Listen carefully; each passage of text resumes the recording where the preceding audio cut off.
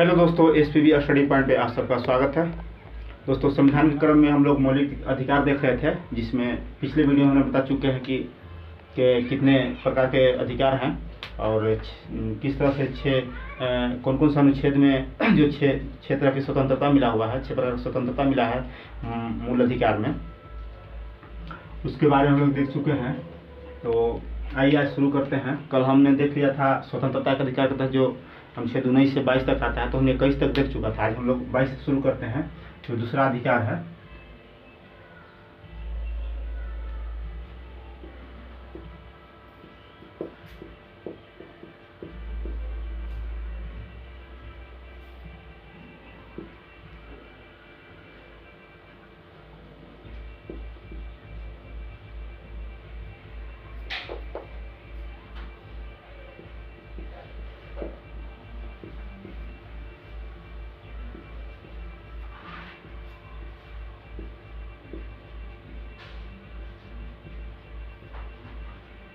उन्नीस से 22 अनुच्छेद में देखा गया इसका वर्णन है।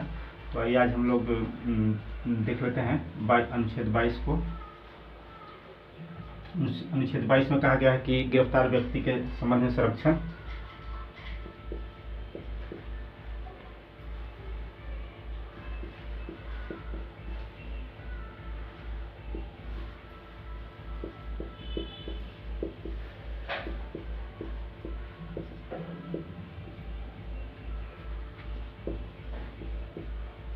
गिरफ्तारी के संबंध में संरक्षण।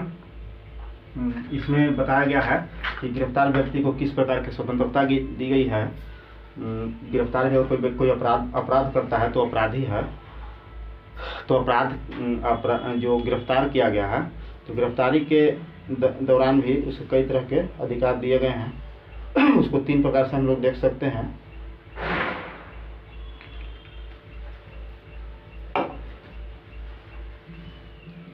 पहला है कि अगर किसी को गिरफ्तार किया जाता है, पुलिस गिरफ्तार करने जाती है तो उसको जानने का अधिकार है कि वो किस जुर्म में गिरफ्तार किया गया है।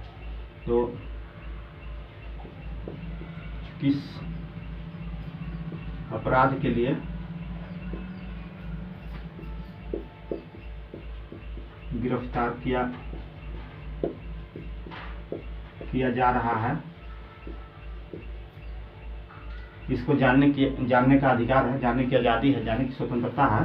कोई व्यक्ति गिरफ्तार होता है तो उसको ये पूछने का अधिकार है पुलिस से कि हाँ सर, जब हमें गिरफ्तार किया जाता है, गिरफ्तार कर रहे हैं आप, तो किस जुर्म में गिरफ्तार कर रहे हैं, किस अपराध के लिए गिरफ्तार कर रहे हैं। इसके बाद दूसरा अधिकार है कि जब इसको गिरफ्तार किया जाता है तो आने जाने के समय को छोड़कर, गिरफ्तार अपराधी को या व्यक्ति को आने जाने के समय को छोड़कर 24 घंटा के अंदर स्थानीय न्यायालय में उसको उपस्थित करना होगा। तो 24 घंटा के अंदर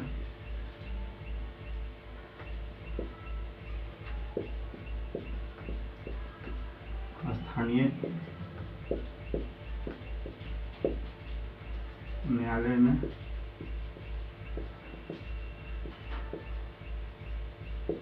उपस्थित करना, 24 घंटे के अंदर स्थानीय न्यायालय में उपस्थित करना। इसमें आप एक जोड़ लीजिएगा, याद रखिएगा इसको कि आने जाने के समय को छोड़कर, और कोई अपराधी किसी अपराध में गिरफ्तार होता है तो उसको आने जाने का जो थाना से दूरी, इसका जो न्यायालय का है, न्यायालय से दूरी थाना का है, जहाँ अपराधी को अरेस्ट किया गया उससे दूरी थाना का ये जो दूरी होता है, और उसके बीच जो आने जाने का टाइम होता है, उसको ऐड नहीं किया जाता, उसको नहीं जोड़ सकते हैं।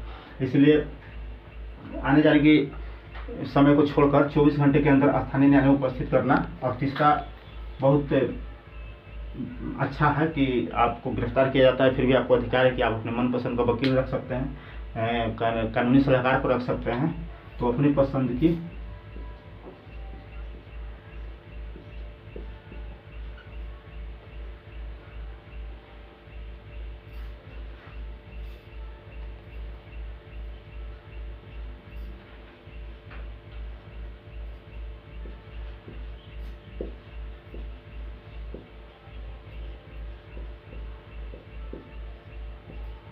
रखने की आज़ादी। तो आप इस पर से देखें कि दूसरा जो अधिकार है स्वतंत्रता का अधिकार, जिसमें 19, 20, 21 और 22 को हम लोग पढ़े, जिसमें हम लोग देखें 22 में गिरफ्तारी के संबंध में संरक्षण था। गिरफ्तार व्यक्ति को तीन अधिकार दिया जाता है। पहला है कि उसको जानने का अधिकार है कि हमको किस जुर्म में, किस अपराध के लिए गिरफ्तार किया जा रहा है। दूसरा है कि उसको जब गिरफ्तार किया जाता है किसी भी अपराधी को, किसी भी व्यक्ति को, तो उसको 24 घंटा के अंदर, आने जाने के समय को छोड़कर 24 घंटा के अंदर किसी भी स्थानीय न्यायालय में उसको उपस्थित करना। और तीसरा है कि वो अपने पसंद का वकील रख सकता है, जो इसको इच्छा हो कि किसी को हम वकील रखें जो मेरा केस को आगे हायर कर सके, उसके लिए अपने पसंद का वकील रखने की आज़ादी है अनुच्छेद 22 में, जो 3 तरह के हैं। तो हम लोग देखें 19 में, जिसमें भाषण अभिव्यक्ति की आज़ादी है, उसको 6 प्रकार से हम लोग बांट के देखें। पिछले वीडियो में आप लोग देख लीजिएगा, और किस तरह से कहानी के रूप में हमने बताया, और सब याद भी हो जाएगा आपको कहानी के रूप में देखिएगा तो। उसके बाद 20 में हम लोग देखें कि अपराध के संबंध में संरक्षण, अपराधी व्यक्ति को भी 3 प्रकार का अधिकार है, उसको भी हमने डिटेल से उसमें बताया है, उसको भी देख लीजिएगा आप। और उसके बाद आए अनुच्छेद 21 में प्राण एवं दैहिक स्वतंत्रता है, जिसमें आदमी को जीवन जीने का अधिकार है। और उसी के तहत जो हम लोग विदेश यात्रा करते हैं, शादी विवाह करने का अधिकार सब 21 में ही वर्णित है। किस तरह के आप जीवन जी सकते हैं अपने निजी लाइफ में, निजता का अधिकार उसी में दिया गया है, जो सुप्रीम कोर्ट आदेश दिया था कि इसको अनुच्छेद 21 के अंदर रख दीजिए, जिंदगी से संबंधित अधिकार है। और एक अनुच्छेद 21 जो 86वां संविधान संशोधन 2002 जोड़ा गया, 86वां संविधान संशोधन 2002 जोड़ा, सॉरी 86वां संविधान संशोधन 2002 के द्वारा वो मौलिक अधिकार में उसको ऐड किया गया, जिसको 21 के ए में रखा गया है, जिसमें 6 से 14 वर्ष के बच्चों को 6 से 14 वर्ष के बच्चों को अनिवार्य निःशुल्क शिक्षा का अधिकार दिया गया है। तो आइए आगे हम लोग देखते हैं तीसरा अधिकार के बारे में।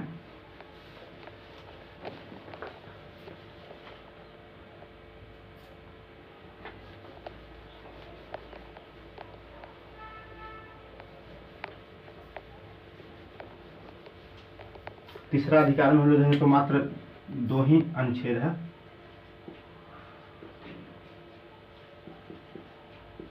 शोषण के विरुद्ध अधिकार,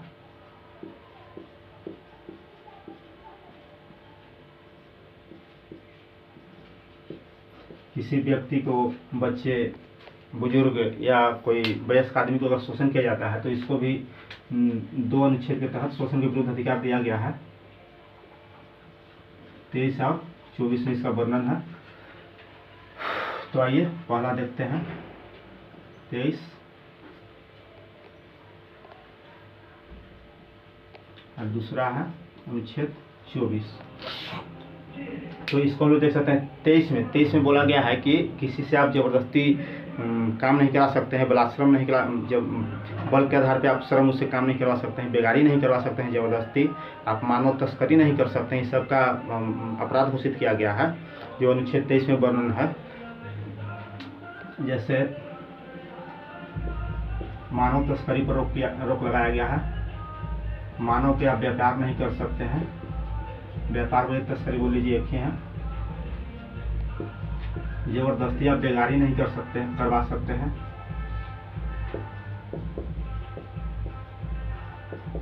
बलात्श्रम नहीं करवा सकते हैं, मानव के व्यापार नहीं करा सकते हैं, बेगारी नहीं कर, बलात्श्रम, बंधुआ मजदूरी आप नहीं करवा सकते किसी से,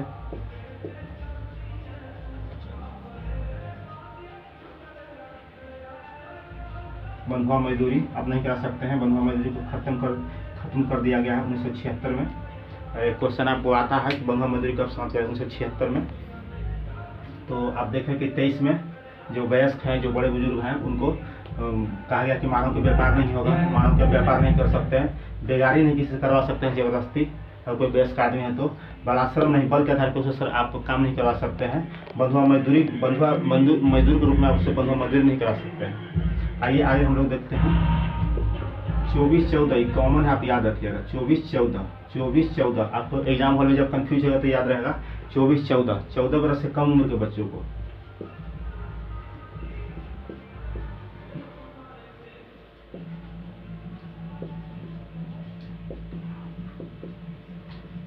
को, कल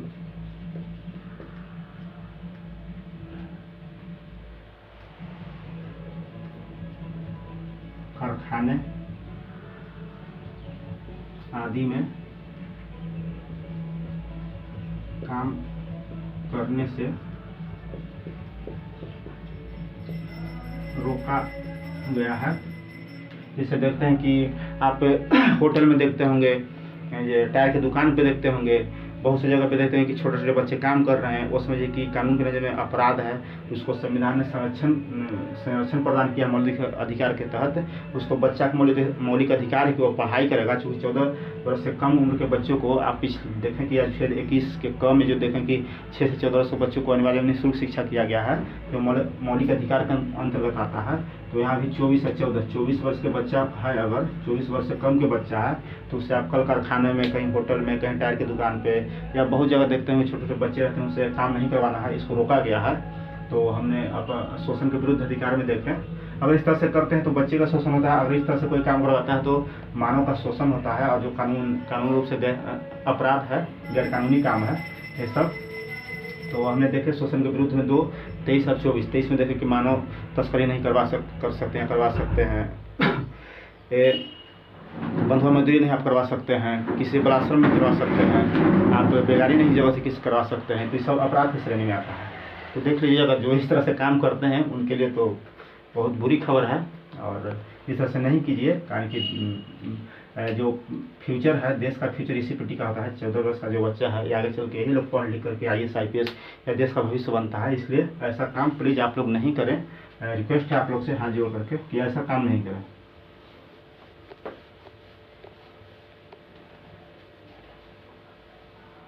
आगे देखते हैं चौथा, जिसमें धार्मिक स्वतंत्रता का अधिकार दिया गया है। उसमें भी आपको 4 तरह के अधिकार है।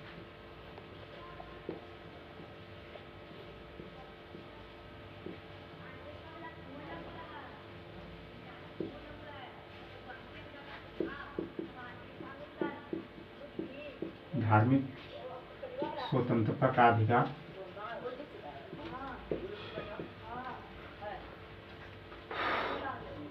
अनुच्छेद 25 से 28 में वर्णित है। 25, 26, 27 और चौथा है 28। यही 4 अनुच्छेद में वर्णन है धार्मिक स्वतंत्रता का अधिकार। तो धार्मिक स्वतंत्रता के अधिकार के बारे में बात करें तो पहले ही में हम लोग देखेंगे कि हम लोग को धर्म को मानने,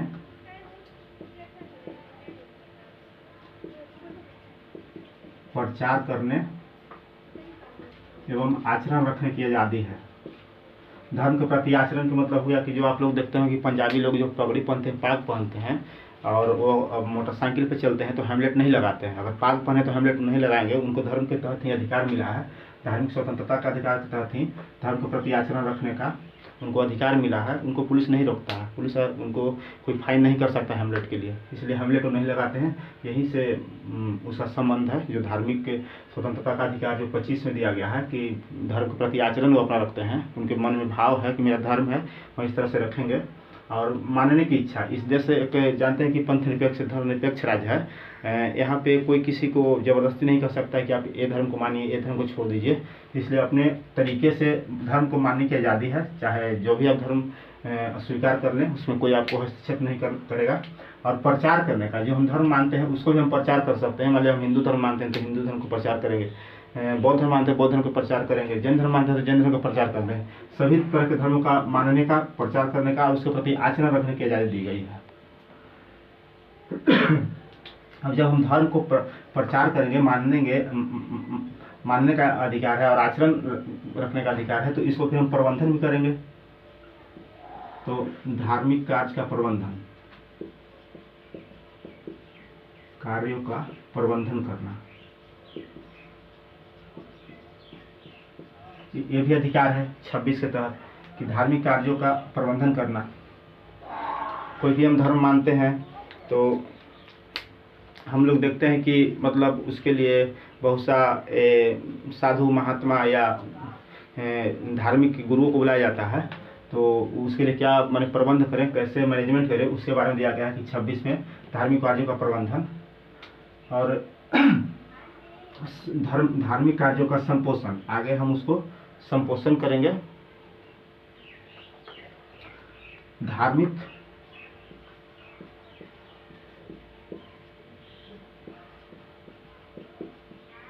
कार्यों का संपोषण करने की आज़ादी,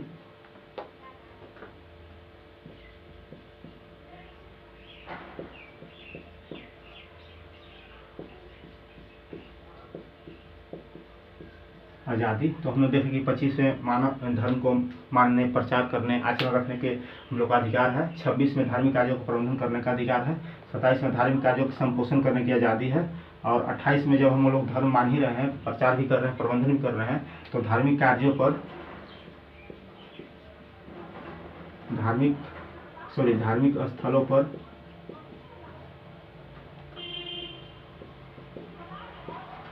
उपस्थित होने की आज़ादी।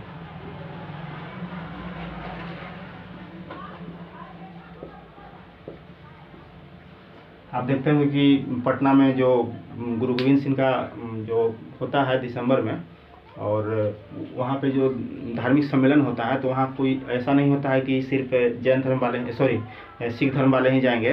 वहाँ सब लोग घूमने जाते हैं। हम लोग भी पटना रहते हैं तो घूमने वहाँ जाते हैं, और तो बहुत बेहतरीन रूप से आयोजन किया जाता है। तो धार्मिक स्थानों पर उपस्थित होने का आज़ादी। तो इस प्रकार से हमने धार्मिक स्वतंत्रता का अधिकार में देखें 4 अनुच्छेद में इसको देखें। 25 में धर्म को मानने, प्रचार करने और धर्म के प्रति आचरण रखने का आज़ादी है। 26 में धार्मिक कार्यों का प्रबंधन करने की आज़ादी है। 27 में धार्मिक कार्यों का संपोषण करने की आज़ादी है। 28 में धार्मिक स्थलों पर उपस्थित होने की आज़ादी है। तो उम्मीद करते हैं कि आप लोग समझ में आया होगा बेहतर तरीक़ा से। और आगे देखते हैं। इसमें एक पाँचवा है शिक्षा और संस्कृति की आज़ादी।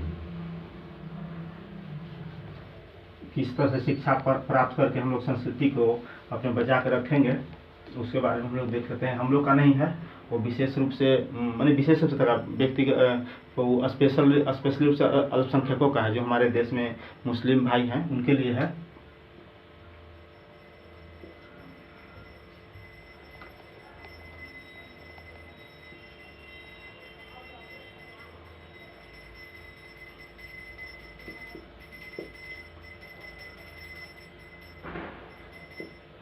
शिक्षा एवं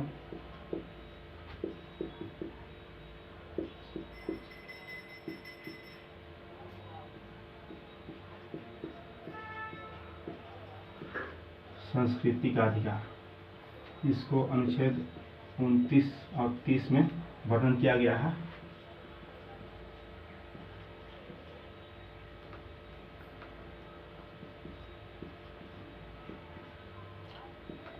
अनुच्छेद आप याद रखिएगा, क्वेश्चन कभी पूछता है कि धर्म एवं संस्कृति की आज़ादी किन लोगों को किन लोगों को अधिकार मिला है स्पेशली रूप से।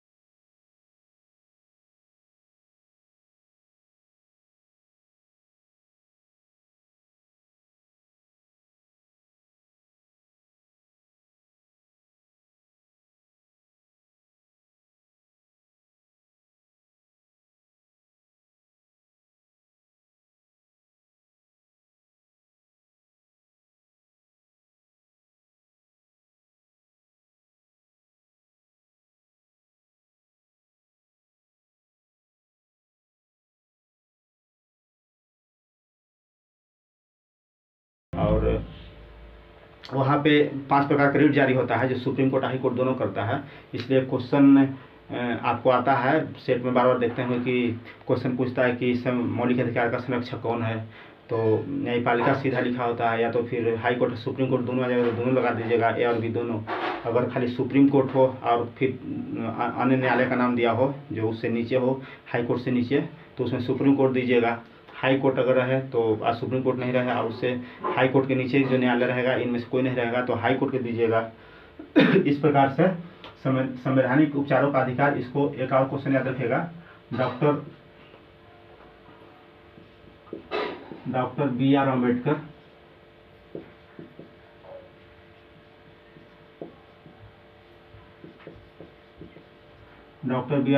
साहब ने कहे थे, बाबा साहब का नाम से जानते हैं, बाबा साहब डॉक्टर भीमराव अम्बेडकर, कि ये संवैधानिक उपचार है जो संविधान का आत्मा है, हृदय है।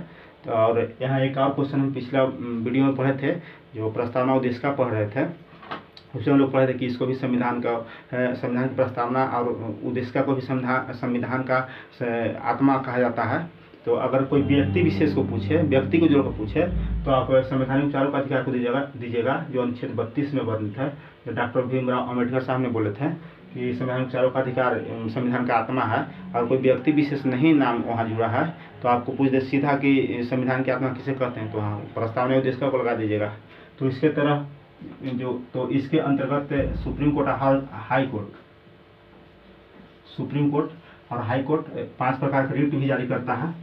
इसको हम नेक्स्ट वीडियो में देख लेंगे, आज इतना ही। एक वीडियो और आएगा मेरा जो इम्पोर्टेंट है, 5 रिट वाला जरूर आप देख लीजिएगा। बहुत हर एक एग्जाम में एक क्वेश्चन इससे रहता है। तो उम्मीद करते हैं कि आप लोग को आज का क्लास अच्छे से समझ में आया होगा और पिछला वीडियो भी देख लीजिएगा।